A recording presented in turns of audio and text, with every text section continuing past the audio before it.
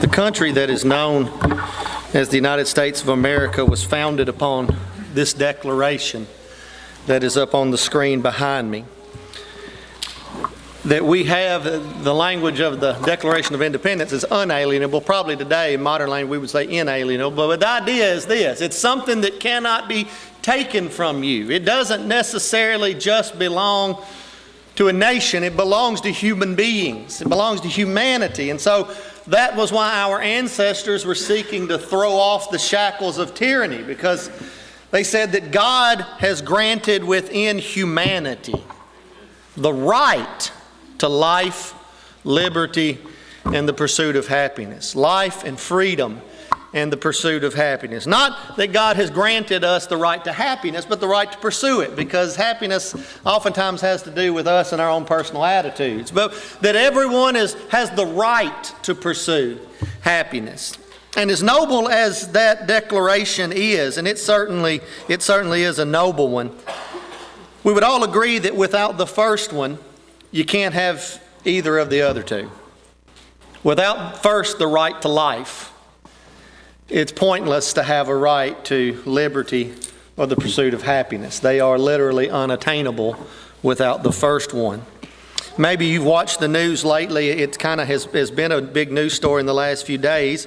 Every year around this time in January, around the anniversary of the Supreme Court ruling in Roe versus Wade to legalize abortion on demand, ever since the very first year after that, there have been citizens who would gather together in Washington, D.C. to march and to speak and to protest that ruling. And over time, this organization and this march and rally has kind of evolved into an entire movement, an organization that is known as the Right to Life movement. The march is known as the March for Life. And if I understood the news correctly, this year was the first time in American history, since 1974 when this began, that a sitting president actually appeared in person and put the weight of the executive branch behind this movement by speaking at the National Right to Life march and rally that would follow. And of course, that's a big deal. There have been others that have appeared by video and after they have been in office, things like that. But this is kind of a historic first, that a sitting president actually appeared at the Right to Life march and spoke. And so the topic of abortion is kind of running through the headlines right now. It's one of those things that's always in the background of our country. I would argue that probably that it is the biggest single issue. You know, sometimes you hear about one issue voting. It's the single biggest one of those one issues that oftentimes divides parties and divides families, and that in many cases comes down to how people cast their votes, comes down to that one issue of abortion. And so the topic of abortion is one of the most problematic. It's one of the most polarizing issues even to this very day. But I would suggest to you that it is hardly the only example of humans failing to value the sanctity of life. It is one of the most prevalent of our time, but it's certainly not the only example of it. From the very earliest days of man, humanity has shown a propensity for violence. Violence has proven to be the quick and easy way to solve most of our problems throughout history, and it has a tendency to spread and to escalate the more it occurs. You go back to Genesis chapter 4, and the very first incidents that we have recorded in human history of violence taking place, and really, if you read the story, what it boils down to is Cain was embarrassed and hurt. He made an offering and God did not respect it. God did not accept it. And Cain was embarrassed by that, and he was hurt by that. He was offended by that rejection, and that embarrassment and that hurt led to him being jealous and angry. And that jealousy and that anger then spilled forth over onto his brother and resulted in him taking it out on the innocent. Even his own kin, even his own blood, even his own flesh. And he used violence to destroy his brother's life. All because of feelings that he had within himself. And that is the beginning of mankind. We're still practically on page 1 of human history at this point, and it does not get better the more we turn the page and go through our Bible. When you read in Genesis chapter 6 about the flood story, and one of the explanations, it's never fair to just say, well, this is the reason. But it's important that we also say this is a reason. This is one of the reasons. This is a contributing factor. And when God, through Moses, describes why he is bringing about the judgment of the flood, in Genesis chapter 6 and verse 11, here's what God has Moses to write. The earth is filled with violence. One of the causes of God's judgment in the flood was violence.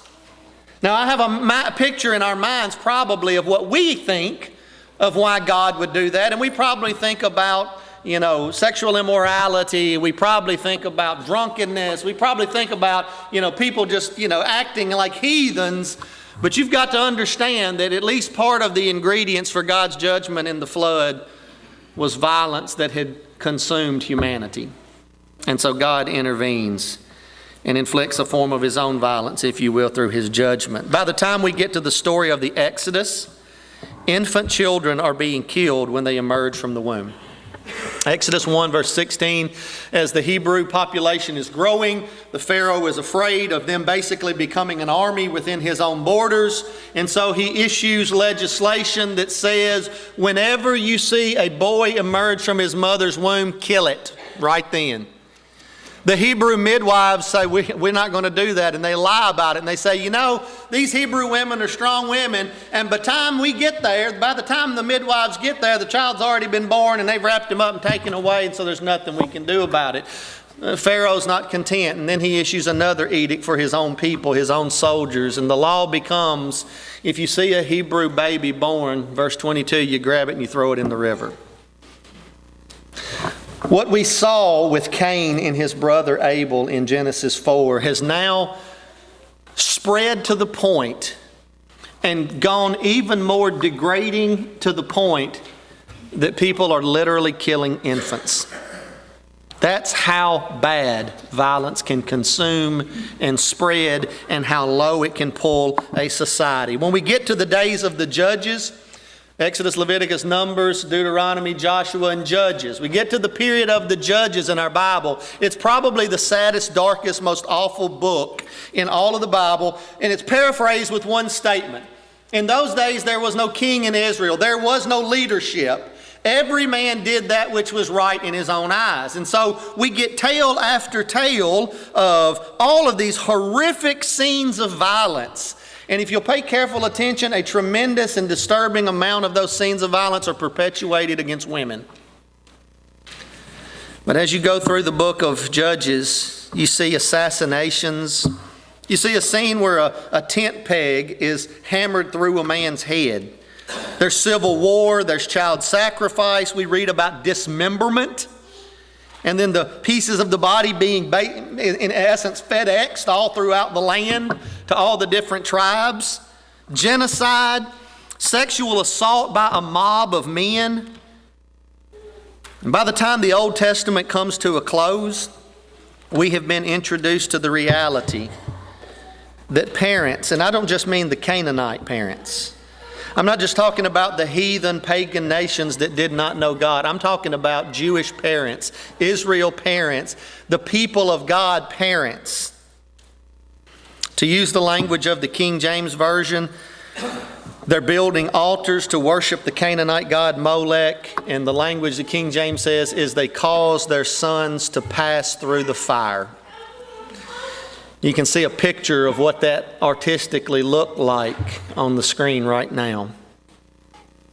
One thing is perfectly clear throughout the history of man. There are very few things that human beings are better at than creating ways to inflict the most suffering possible and to pile up the largest body counts imaginable in a short period of time. It's sad to say, but we are really good at killing each other. And we always have been. And we seem to only get better with time. From Cain and his rock to high-capacity machine guns and drones. From people being poisoned in the book of Judges to mustard gas and nuclear weapons, humanity has perverted God's commission. You remember what he told Adam and Eve and then repeated later to Noah? Go forth and multiply and fill the earth. Now the commission that we were given was to go forth in God's name, in God's image, with God's ways and God's purposes and God's heart. Go into the world and fill the earth with that. Reproduce, multiply, and just let the earth be consumed with God's goodness. And we've perverted that by going forth and multiplying suffering and filling the earth with violence and death. And that is the story of the Bible about humans. Even though the Bible closed its pages roughly 2,000 years ago, I would say that absolutely nothing has changed in the 2,000 years since. If we were to start, 1,000 years ago and retell the story, it would read pretty much the same, and the only thing that would be different perhaps is the technology involved. Now here's the amazing thing, just to show you how creative we are. In time, man came up with other ways of inflicting violence upon his fellow man without even shedding a drop of blood. We actually do violence to one another without doing physical harm, shedding of blood. No weapons, no guns or knives or clubs or nooses or anything like that. You start reading in the Bible that man came up with ways to oppress and mistreat and neglect immigrants and widows, the handicapped, children in general, and orphans specifically. When you read in your Bible these two words, the poor, the Bible has a lot to say about the poor. Understand, it's not just describing people's economic status. Now, certainly people who did not have money or enough money to meet their basic needs, those people were poor. That's always been true. But you need to understand that the Bible uses that term much broader than probably we do. And so included in the poor would be terms like those that were handicapped or immigrants and widows and children and orphans specifically, because oftentimes those folks fell in the category of economic hardship. Now, how does God describe that? When God speaks about this oppression of these vulnerable populations, the language that the King James uses as doing violence to the poor. That's the language of the prophets. And by the way, if you wanted to boil down the message of the prophets to one thing, that is overwhelmingly what the prophets said. And I'm talking going from Isaiah all the way to Malachi, all the big and little ones in between. The prevailing repetitive message of the prophets is that you are doing violence to the poor, and God will hold you accountable for that. Now, when we think about like economic oppression, we don't think about that as violence. We think about violence like what I read this morning. I was reading Yahoo's news this morning, and I read out in California where a group of 13 to 16-year-old boys were out, they were having a sleepover kind of thing, and they went to somebody's house. And you ever play Ding Dong Ditch? You know what I'm talking about? You remember, it's hard to do nowadays with the video camera doorbells, but, you go up and you ring a doorbell, and then you take off running. Now, I don't know why teenagers enjoy that. I know I did when I was a kid. I don't know why, but for some reason it's hilarious to kids. Ring the doorbell, then take off running, somebody comes to the door and nobody's there. Well, they did this, and somebody came out and chased them down in his car and rear-ended their car and drove them into a tree and killed 3 of them. Because somebody rang his doorbell and ran off. Stop and think about that. Soak that in for a second. Because somebody rang a doorbell and ran off. Now listen, I'll be the first to tell you as a parent, I don't recommend kids run around doing pranks. I just think there's too many things that can go wrong like this. But at the same time, look, nobody got hurt in what the kids did. No, there was no loss of property, no damage done, and yet 3 lives are gone and 3 others are hospitalized. That's how big of a problem violence has become within humanity. And it's not new. It's not new. Just because of the news and internet, we have greater access to it than people did in ancient time. But so when we think about violence, that's kind of how we put it in that category. And we all go, oh, that's a shame, that's terrible, that's awful. But you need to understand something. When God speaks of violence in the Bible, it's not limited to bloodshed. It certainly includes bloodshed, but he also speaks of doing violence to vulnerable populations through other forms of oppression. And this is what the prophets warned about before the destruction of Israel at the hand of the Assyrians and the destruction of Jerusalem at the hand of the Babylonians. This was, again, not the reason, but part of the reason for God's judgment. When we hear the story of Sodom and Gomorrah, we kind of wrote that off in a pretty small category of why God destroyed those cities. It was because of the gross immorality that was prevalent in those cities. And yes, that was a part of it. But when you get to Ezekiel 16, 49 and 50, and God is saying to Israel that you are going to suffer the same fate as Sodom and Gomorrah because you are guilty of the same sins of Sodom and Gomorrah. And you know what Ezekiel points out? Their pride, their fullness of bread, and their oppression of the poor. And so yes, there is one big glaring sin of Sodom that we key in on, but there's also an equally glaring sin that God keys in on.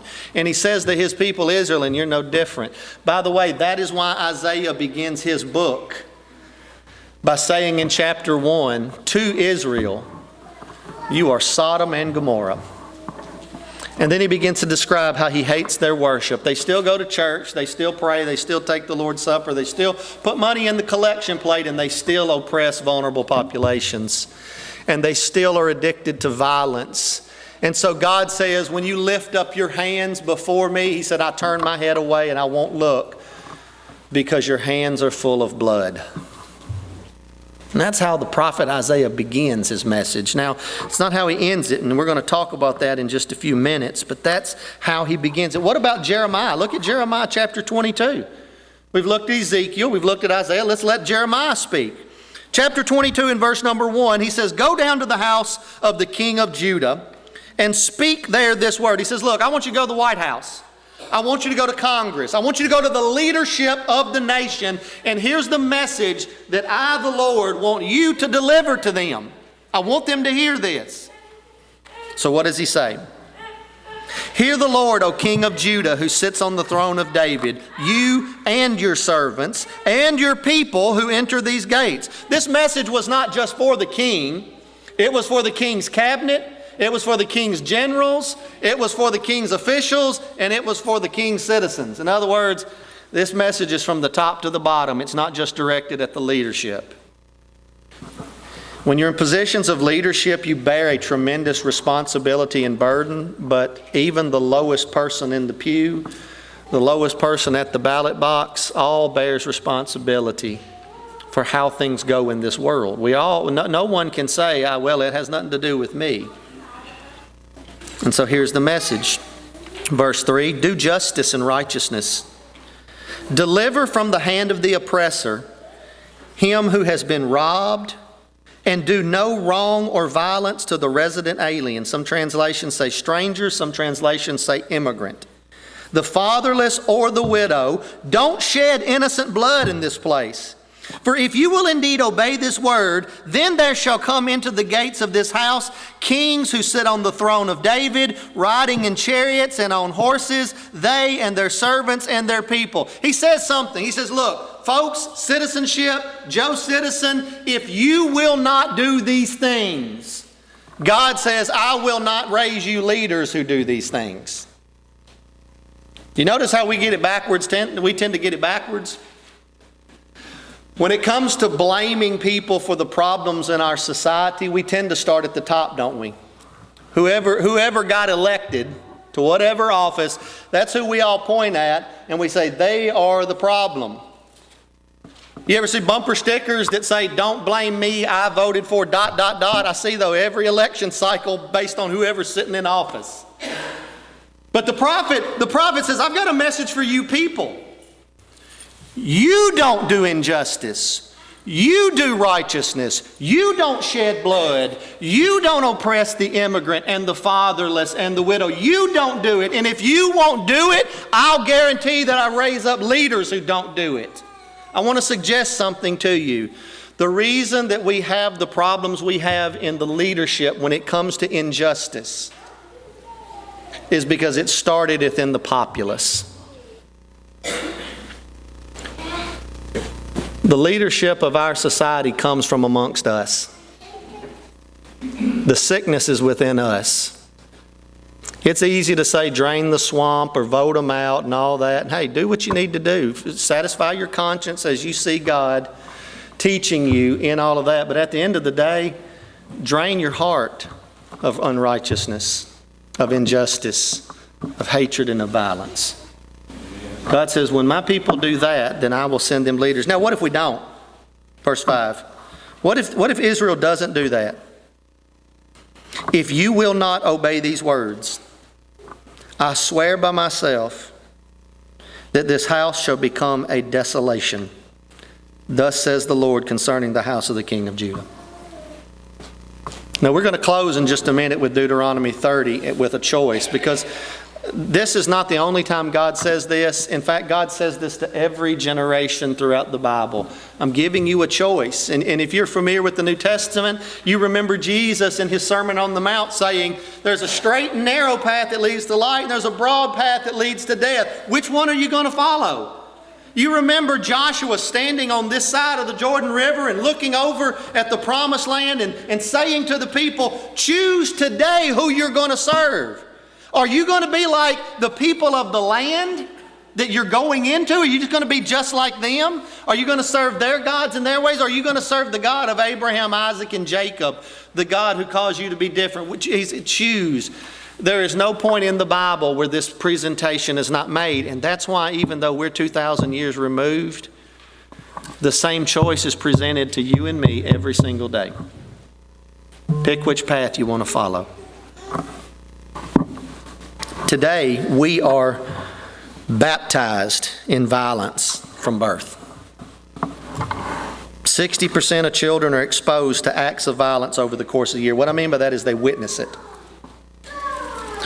40% of children are direct victims. They don't witness it, they experience it. The violence is perpetrated against them. 10% of children suffer 5 or more acts of violence upon themselves in a year. And before you think, oh, this is going to be one of those sermons where he talks about that the reason we have school shooters is because of violent video games. No, I'm not saying that. I'm just like the judgment of God. Some of these things may be a reason. None of these things are the reason. There's a lot of factors that contribute to the culture of violence that we live in. And so I'm not making one thing the boogeyman and saying, let's all protest that. Let's all boycott that. That's not what I'm saying. I'm just trying to show that on every side of us. That's why I said baptized in violence from birth. 90% of movies, 70% of video games, and 60% of television programs depict violence. I would almost promise you that every parent in this room is very careful and selective to make sure that your child doesn't get to see anything that has nudity and bad language, but give no thought to violence. Now, I'm not saying we say, okay, we'll just let them watch anything they want to. I'm just saying, look, nudity is part of humanity. We're born naked and we're going to die naked. That's what Job says. Violence is not part of humanity. It was never something that God intended. So as we're going to protect them, let's protect them from all threats. If you're under 30, think about this. If you are under 30, raise your hand if you're 30 or under in here. Just curious. 30 or under. Y'all old. 30 and under. If you're 30 and under, you have never known a world where school, church, workplace, and public place shootings are not a regular occurrence. If you're under 30, you have never existed in a world where people are being shot and killed in church, in school, at work, in movie theaters, etc., has not been normal. You remember the sermon a while back that I talked about how whatever you're born into is normal, even if it's abnormal? Y'all remember that sermon? and how differently your children see the world as their grandparents see the world. You need to understand something. This is normal for those who are under 30. It's abnormal, but it's normal for them. It gets even worse than that. That doesn't even take into account the prevalence of war. If you're 19 and under, think about all the 19 and under. Yeah, there's some of our 19 and unders right there. We got 2 of them over in the booth right there. If you're 19 or younger, you have never known a time in your life when we were not at war. 2 decades of war. I've heard people tell stories about the war, talking about World War II. I remember there was a time I actually knew people that told about World War I. I don't think there's many of those folks around anymore, but 20 and under, 19 and under, never known a time when our country wasn't at war. Even in sports, come on, let's be honest for a minute. The part that we love the most is violence. When you're watching football and you see one of those bone-crunching hits where a guy just about gets his head knocked off, that's what we love, isn't it? And I know that because all of us gray-haired people are the ones who are complaining, saying they're sissifying football with all these rules, right? There's a reason. Because we love the violence. We like it. There's a part of us that likes it. It appeals to us. Hockey, the most exciting part of hockey are body checks and fights. In boxing, everybody wants to see the knockout punch. Even in NASCAR, the part that gets people fired up is the multi-car crashes where cars go airborne and there's fire and things like that. That's the big one. Yeah, the big one. Everybody loves the big one in NASCAR. Humans have always loved, glorified, and been drawn to and excelled at violence. And yet the Bible says God hates violence. God hates it. Not only does God hate violence, God has a special hatred for violence against the innocent. The way Proverbs 6 says it is hands that shed innocent blood. God hates that. More than just violence in general. But believe me, Psalm 11:5 makes it clear that God hates violence too. Now here's why God hates violence. One of the reasons is because taking life profanes justice. Over and over. And the scriptures on the screen, I'm not going to turn to them and read them, but in every one of those cases, you get this same phrase repeated over and over. How long, O Lord? Genesis 4, Cain kills Abel. God says, where's your brother? Am I my brother's keeper? He says, what have you done? Listen, the blood of your brother Abel is crying out to me from the dirt. What is he crying out? How long, O Lord, before you give me justice? What was done to me was unjust. Give me justice. In the book of Exodus, as God prepares to deliver Israel, the reason that he says is because their cries have come up before me. They were being oppressed and worked in slavery and killed, and they're crying out saying, Lord, when? When will we get justice? Even in the book of Revelation, you had the souls of those who had been beheaded and been martyred for the cause of Jesus. They're under the altar in the vision. And John says, I heard them saying, Lord, how long? How much longer? When are you going to bring about justice for what was done to us? This violence that was perpetrated against us. God hates violence because humans bear the image of God. After the flood story, God says, look, man that sheds the blood of man, by man his blood will be shed, because in the image of God you were created. And God begins to establish what we would call a civil system of justice. Later on, when we get into the New Testament, we'll talk about that a little bit, where Jesus cautions about, when we get over into the Israel time, God is going to give this law that says an eye for an eye and a tooth for a tooth. Now you got to understand something. That was grade school. That was preschool theology. Jesus is going to come give us graduate level theology. See, eye for an eye leaves the whole world blind, doesn't it?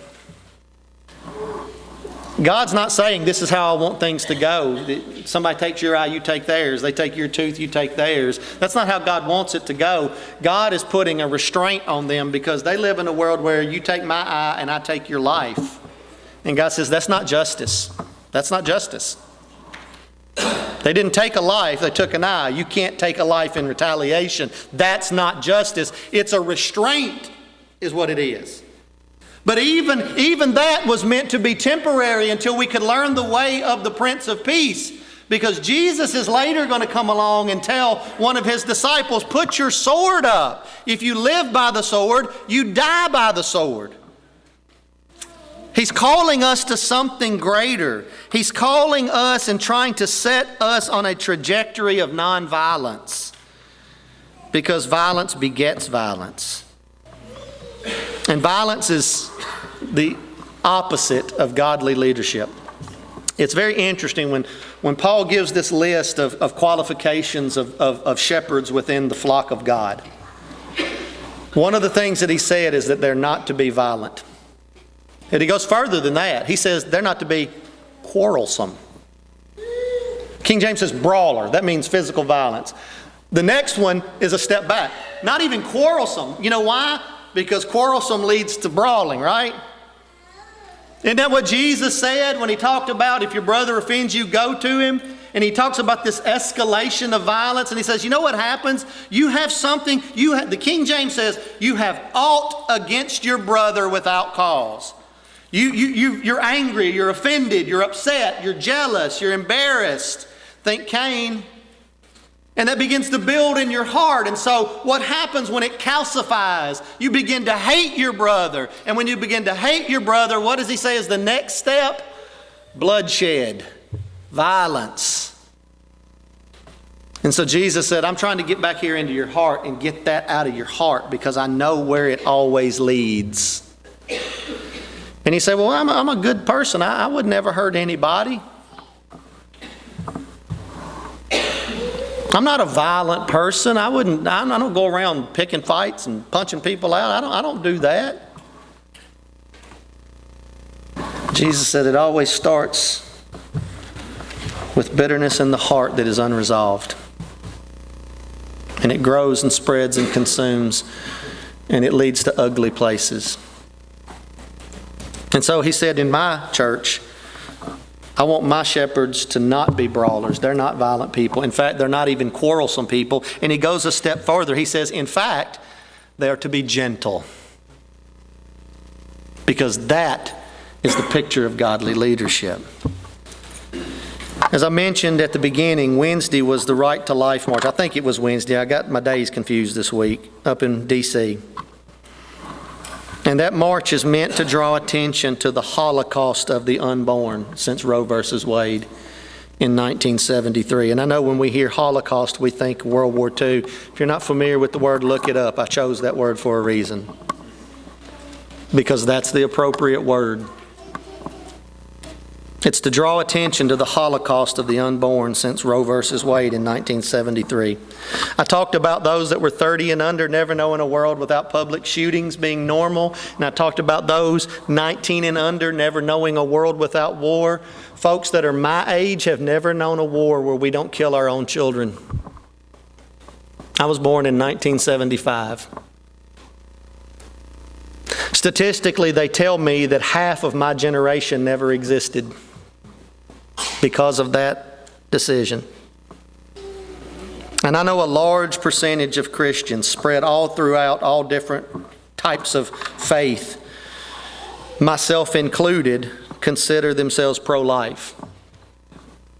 I would consider myself aggressively pro-life. But to be clear, many of us are really just anti-abortion. And there is a difference. Anti-abortion is not the same as pro-life, and there are many who are anti-abortion. They're not pro-life. Opposing abortion, it doesn't really cost you anything to just say, I won't vote for anybody that supports abortion. I wouldn't have an abortion. I don't believe in it. It doesn't cost, because really at the end of the day, it's nothing more than an intellectual act. It's just something that occurs between our ears. It doesn't do anything. It's what we think. Opposing abortion doesn't cost me anything. It's just a thought in my mind. But being pro-life is going to be very, very costly. For one, it's going to cost money because I'm going to want to provide resources and options to people to not take those steps. It might even cost me, and I know that there are a bunch of people in this room, and you should be held up and glorified more than we do this. There are a bunch of people in this room who are willing to open up their own homes to make sure that children have a place to be loved and cared for. See, that costs something though. My friends who work in India tell me that almost all the churches, at least in certain parts of India, that almost all of the churches of Christ in India are actually also homes for the unwanted and the orphaned as well. That all the churches of Christ are basically orphanages because any child that is unwanted or abandoned, they take the children in, and the church, it becomes the church children, and they raise them. See, that's costly, but that's pro-life. Pro-life means that you are for all life and that you're against anything that takes it, whether it's war, lethal force, domestic violence, capital punishment, euthanasia, abortion, inadequate resources. You know, there are people that die for inadequate resources, lack of food and water and medicine and shelter. And pro-life means you believe in the sanctity of human life, the dignity of all human life, because all humans are made in the image of God. And you feel that we have a duty to seek to preserve it, and that only God has the sovereignty to take it. Now, I know as I went through that list, you might find yourself a little contradicted and conflicted in your own mind of where you stand on some of those issues. And I want you to know something. I do too. I'm going to read that list again for you just in case you had tuned me out. Pro-life means that you believe in the sanctity of life, and you are against anything that takes it, whether it's war, lethal force, domestic violence, capital punishment, euthanasia, abortion, and inadequate resources. And now, as you heard some of those, you're like, amen. And some of them you went, whoa, wait a minute.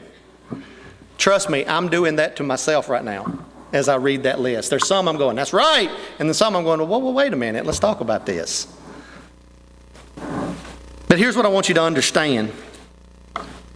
Some of these are perfectly clear to me. Others I wrestle with, and I have been wrestling with for some time. But here's one thing that I am completely clear on.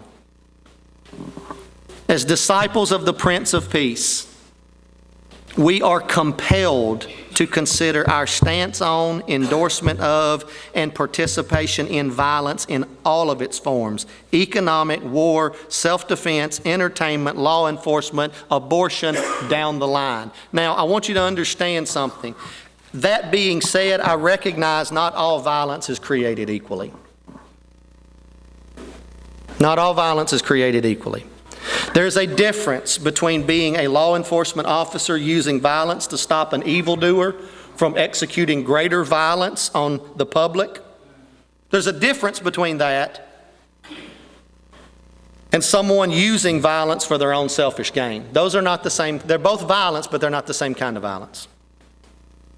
There's a difference between a soldier using violence to stop a foreign invader from killing the innocent and a soldier being compelled to do violence by dishonest leaders who use national security as a veil for their greed and selfish ambitions. That's not the same thing. There's a difference between a bank that lends money with a fair interest rate that enables somebody to buy a home, get an education, start a business. That's not the same thing as doing violence against the poor like predatory lending practices that are literally designed to drain the most economically desperate and vulnerable of what little they have left and then discard them, leaving them worse than they were before. Those aren't the same. And so I recognize that when we have these conversations, it's not all created equal, and that's why we have debate and discussion and disagreement and conflict. That's the reason why. And here's what I want to suggest to you. That's okay. It's okay that we have to talk this stuff out together.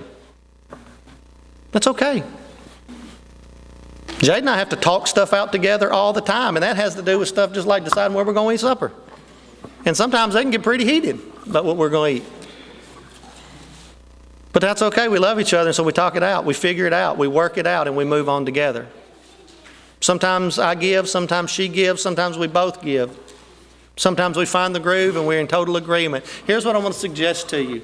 As disciples of Jesus, we can't be afraid to talk it out, and we cannot go immediately to duke it out. I literally watched an interview with a person yesterday, and look, I know, y'all know me well enough to know that I'm not on the side of media because I think they fan the flames of our disagreements more than anything for their own financial gain, and that is a form of violence in and of itself. But a question was asked to a person about what they thought about current things going on in politics, and this person's answer involved his .357 Magnum over a disagreement on, honestly, what we would call parliamentary procedure. Folks, we love violence, and it's in us, and we're buried in it in our culture. But Jesus came down to try to dig us out of that and say there is a different way.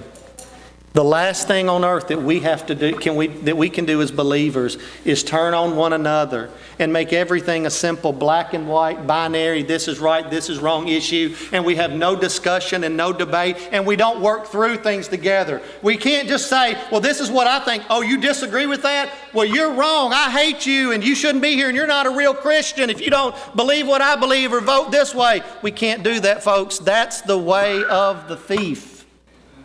That is not the way of the Christ. And that's the way that's been tearing us apart culturally for a long time, and it started even tearing us apart spiritually. Considering our stance on violence in all its forms is complicated and conflicted and messy, and you know what? We'll likely come to some different conclusions on different issues, and it's okay. It's part of the process. That's what families do. They work through their disagreements and they stay family. But our trajectory should be in the direction of less violence, not more. Now, we might come to a stalemate on one particular issue, but hopefully we can all agree that the direction that we're aiming is less violence, not more, because God hates violence in all its forms. In John chapter 10 and verse 10, Jesus said, "The thief comes not but for to steal and to kill and destroy." Satan loves violence. Jesus said, "I am come that you might have life, and that you might have it more abundantly." Jesus willingly suffered violence so that we could be delivered from it. Now understand what I mean by delivered from it. I don't mean that disciples of Jesus will never be the victims of violence, that we will never suffer violence. That's not what I mean by delivered from it. What I mean by delivered from it is this, that we will cease to perpetrate violence upon others, to deliver us from this never-ending cycle of violence. Isaiah started by saying, you are Sodom and Gomorrah, and you'll suffer the same fate in chapter 1 because your hands are full of blood. But then on the next page of chapter 2, he said, and I see a day when the Messiah is going to come, and he's going to establish his house above all of the nations. And all people, nations, and languages will flow unto it. And they'll come to Zion and they'll say, teach us of his ways. And he says, out of Zion will go forth God's law. The word of the Lord will proceed forth out of Jerusalem. And what is that message going to be? What will God's people teach the world? His church is his mouthpiece to the nations. And their message is there's another way. Their message is Isaiah 2:4. They shall beat their swords into plowshares, their spears into pruning hooks. Nation shall not lift up sword against nation, neither shall they learn war anymore. Folks, he's not saying that the nations of the world are one day going to stop fighting. Did you catch what he said at the first part in verse number 2? All people, nations, and languages will flow to the house of God. And all of those people who historically have been enemies and opponents, they will find themselves brothers in the family of God, and they will take their swords and they'll turn them into farm equipment. And in the house of God, in the family of God, those nations won't lift up swords against each other anymore. And they won't learn war anymore. Why? Because they're followers of the Prince of Peace. And because they're brothers. And because they'll work out their differences. And that's why Jesus says, so when your brother offends you, go to him. And tell him his fault between you and him alone. And if he'll hear you, then you've gained your brother. And if he won't listen to you, go get some more of your brothers and take them and let them bear witness to your efforts at reconciliation. And if you won't hear them, then you take it to the whole family. Then he says, then you tell it to the church. And you know what he says? Then he will be to you a heathen and a publican. You know what that means? He has shown he is not part of the family of God. He is not part of the nation of God. He's still one of those people on the outside that loves violence and division and war and conflict. So turn him back loose to them, because those in my nation, those in my family, those in my house, they forgive each other, even when they've wronged each other 70 times, 7 times. When they repent, they forgive. And they move on. That's how things are in my house. We are the mouthpiece of God to take that message to a world that is addicted to violence. I told you we were going to end in Deuteronomy 30. Jesus' innocent death shocks us into realizing that we can't participate in a system that would do that to a sinless man. That system is irreparably broken. When God Himself cannot even find justice. So God created a new system. In Deuteronomy 30, as Israel prepared to go into the land, here's what Moses said on behalf of God. This day I call the heavens and the earth as a witness against you. I've set before you life and death, blessings and cursings. Listen to what God says. Choose life. Choose life that you and your children may live, that you may love the Lord your God, listen to His voice, hold fast to Him, for the Lord is your life, and He will give you many years in the land He swore to give your fathers, Abraham, Isaac, and Jacob, and you and I as part of that family. Remember what Galatians 3:27 says about those that have been baptized into Christ? He says those who have been baptized into Christ are Abraham's children and heirs according to the promise. And so I know Moses was speaking to Israel, but Jesus through Paul says He was also talking to you if you are part of Moses, Abraham's family through Jesus Christ. And so today I close the same way Moses did. I set before you life and death, blessings and cursings. Choose life in all its forms, especially for the innocent. But choose life in all its forms. And choose life for yourself. Choose life for yourself. Now, the paradox of Christianity is we die to self and we're born again to everlasting life. Will you take that step today with Jesus to the cross, to the grave, and then ascending to the throne of God? We will walk that path with you. We're going to argue and struggle on the way, but we're going to forgive and love each other too. And one day we'll get there. Maybe that day starts today, if we can help you. David will lead the song. Make your way to the front. We'll hear your prayers. We'll hear your requests while we stand.